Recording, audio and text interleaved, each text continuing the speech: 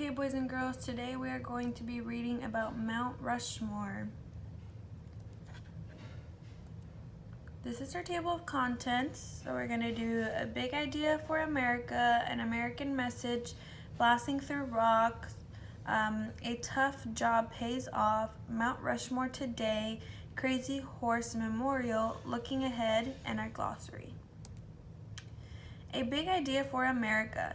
In the early 1900s, the United States of America was growing fast. Many people were settling in the West, but many more had not yet visited the area. In 1924, a member of the South Dakota Historical Society had an idea. He thought a huge memorial carved from rock would bring visitors to the area, and he knew just the sculpture for the job. He asked an artist named Gutzon Borglum to help. Borglum suggested a memorial that would show faces of American presidents. After a year of searching for the right place to carve a memorial, he found Mount Rushmore. It was in an area called the Black Hills. The area had a special kind of rock called granite that was good for carving. An American message. Borglum thought about which president's face should be carved into the rock. He wanted to show the strength of America through each person. First, he chose George Washington because he was the first president.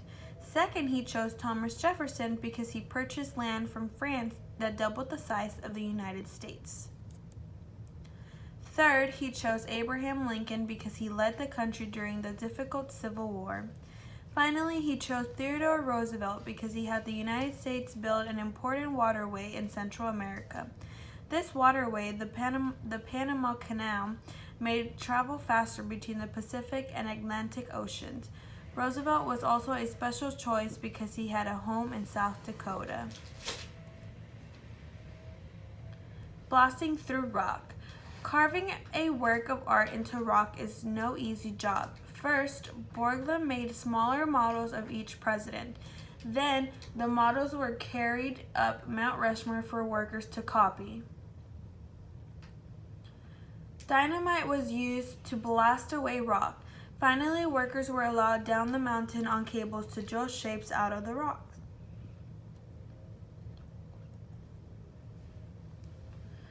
Workers had many problems. One day, they blasted an area of rock for Thomas Jefferson's nose.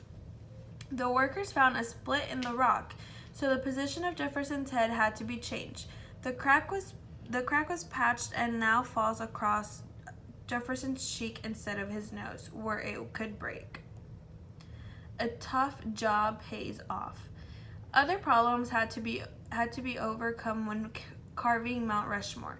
The United States had hard times during a period called the Great Depression. During this time, there was not much money for the memorial. Work had to stop many times and then restart when more money was raised. During the Depression, when many Americans could not find work, the 400 crew members were happy to have jobs. The Mount Rushmore Memorial took 12 years to complete.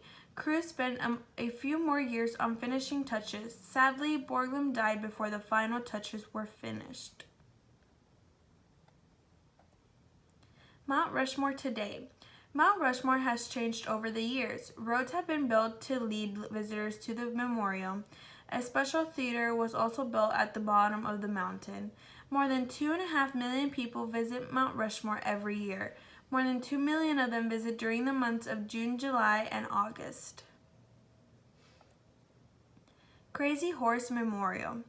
A short distance from the face of Mount Rushmore stands Thunderhead Mountain. In 1940, Chief Henry Standing Bear asked a sculptor to carve a Sioux memorial into the mountain.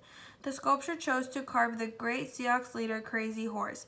This memorial represents the importance of Native Americans in U.S. history.